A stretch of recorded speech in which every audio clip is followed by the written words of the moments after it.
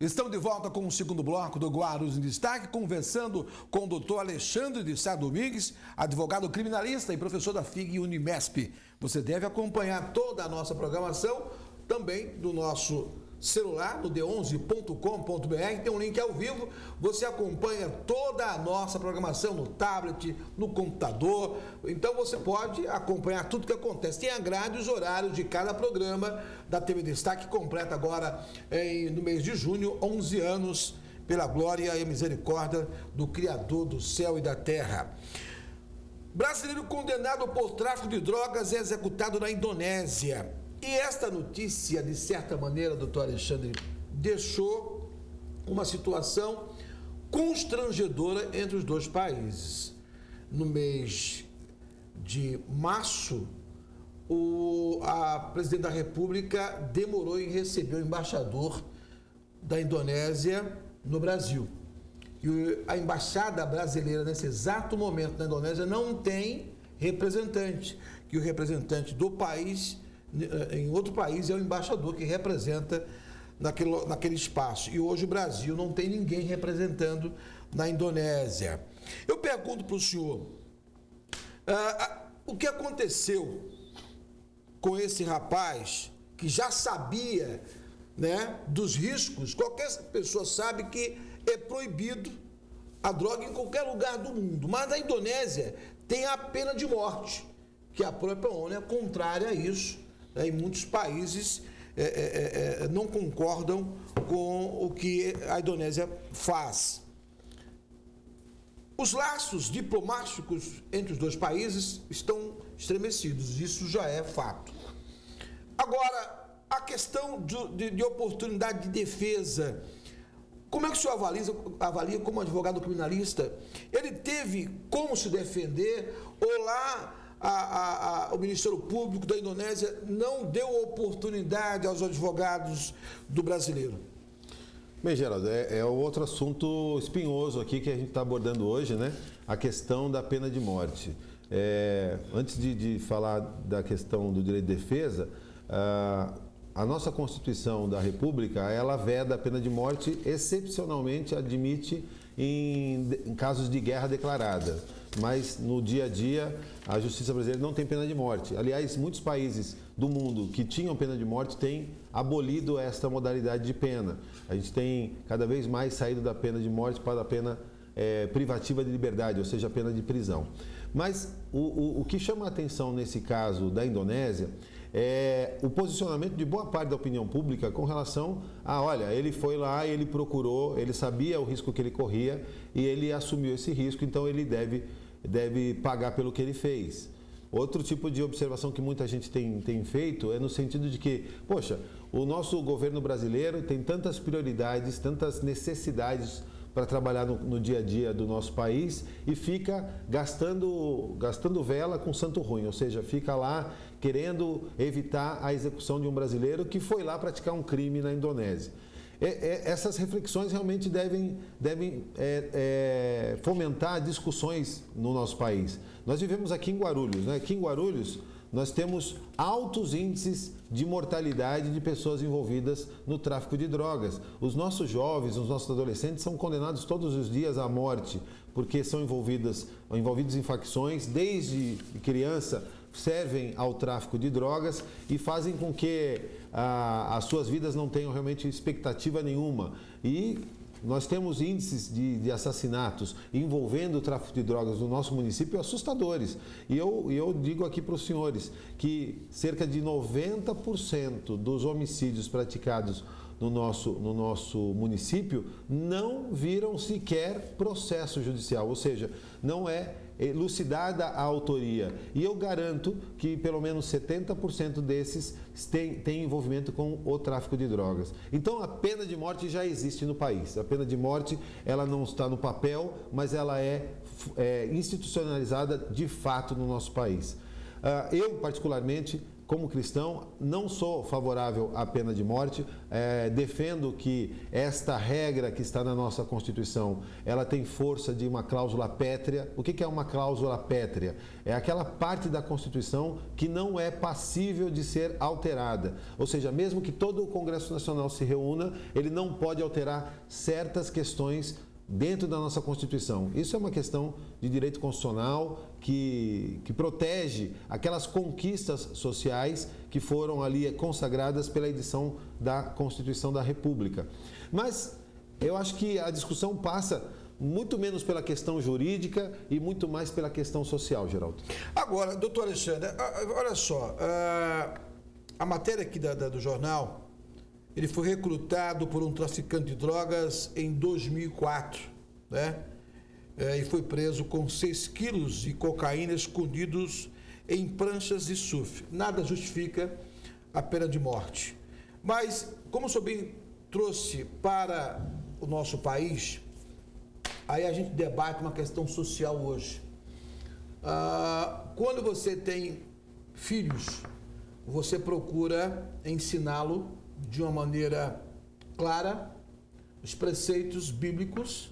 Não estou aqui falando de religião, mas o que diz a Bíblia, o que diz o Criador do céu e da terra, para você cuidar dos filhos dele. Quando você não cuida bem dos filhos, aí a má notícia ela vem em seguida. O que eu quero dizer com isso? Aí eu vou trazer essa questão para a questão da educação. Não é a sua especialidade. Há um comentário apenas deste jornalista. Hoje eu conversei logo cedo no café da manhã com a senhora. A senhora lembra que antigamente tinha o SPB, tinha Educação Moral e Cívica? Aí a filha dela falou: mãe, o que é isso? São matérias que não fazem parte do currículo das escolas, infelizmente. Né? Hoje, na minha época, antes de entrar na sala de aula, a gente cantava o hino nacional, o hino da bandeira. A bandeira era hasteada, tinha um respeito. Né? Hoje não se tem mais isso. Só para dar um exemplo aqui, não quero voltar ao passado, mas é bom, vez outra, você fazer esse tipo de avaliação. Até que ponto o governo tem responsabilidade na questão social? Até que ponto a família é responsável pela educação dos seus filhos? São discussões que a gente vai passar aqui noite adentro comentando esse fato. Mas a minha preocupação hoje, doutor Alexandre, é que grande parte dos pais não sabem com quem seus filhos falam, não conhecem os amigos dos seus filhos. Né? Procurem saber quem são os amigos dos seus filhos. Só para rodar no seu comentário, há cerca de 6 meses, uma senhora do meu bairro, que costura roupa, o neto dela começou a andar com pessoas que ele falou assim: olha, avó, eu ganho R$1.000 por mês, não consigo ganhar um tênis, não consigo comprar aquele tênis, mas o meu amigo diz que R$1.000 ele ganha por dia. E a avó, de forma sábia: filho, se ele ganha por dia, que Deus abençoe a vida dele. Passou o tempo, aquele amigo dele, que se dizia amigo, ficou preso. Não muito tempo, o neto dela também foi preso. Por quê? Os pais não se preocuparam em saber com quem o filho andava. E isso acontece diariamente em nossa sociedade. Verdade. Né? É bíblico com quem você está andando, que direi com quem tu és. Então, se hoje você não acompanhar, Geraldo, eu não tenho tempo para essas coisas. Aí, se você não tem tempo, acontece isso. Acontece isso. Né? Então, é importante deixar claro, o governo tem sua responsabilidade, mas eu e você também temos nossa responsabilidade de educar os nossos filhos, mostrando o que é certo, mostrando o que é errado. Mostrando que, se você quer ir pelo caminho errado, você está sabendo, mas você tem que conscientizá-lo. Né?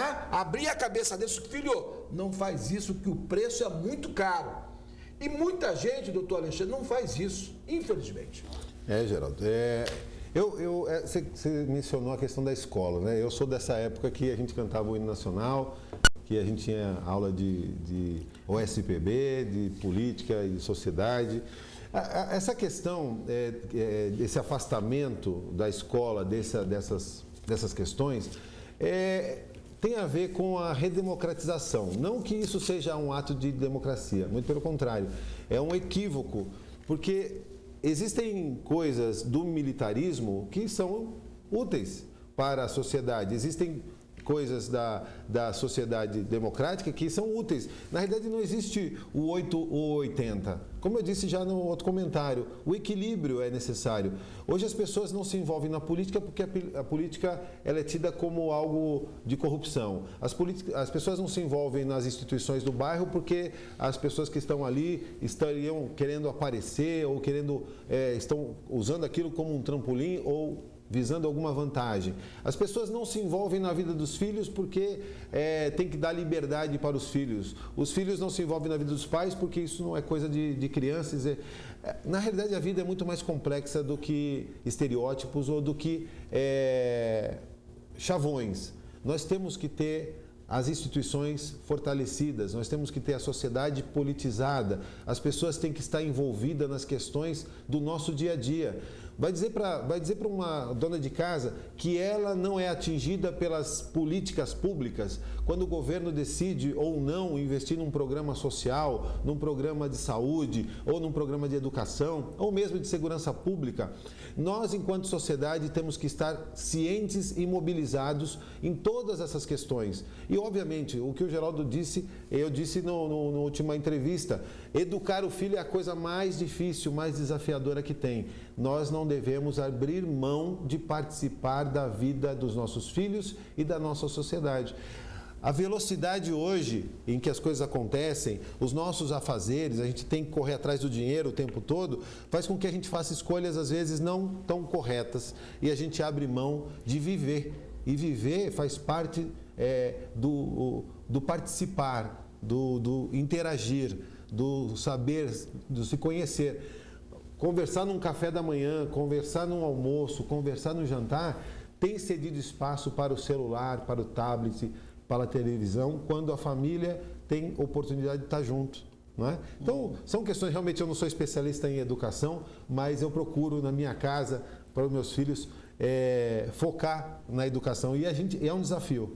Doutor Alexandre de Sá Domingues, nosso convidado semanal, advogado criminalista, professor da FIG Unimesp e autor do livro O Tribunal do Júri na Visão do Juiz, Promotor e do Advogado. Na próxima semana ele volta para falar de um assunto que com certeza não é que tem um assunto mais importante que o outro, mas na nossa visão, como advogado, a OAB planeja escalar advogados voluntários para audiências de custódia, para você acompanhar na semana que vem esta pauta. Doutor Alexandre, forte abraço. Muito obrigado.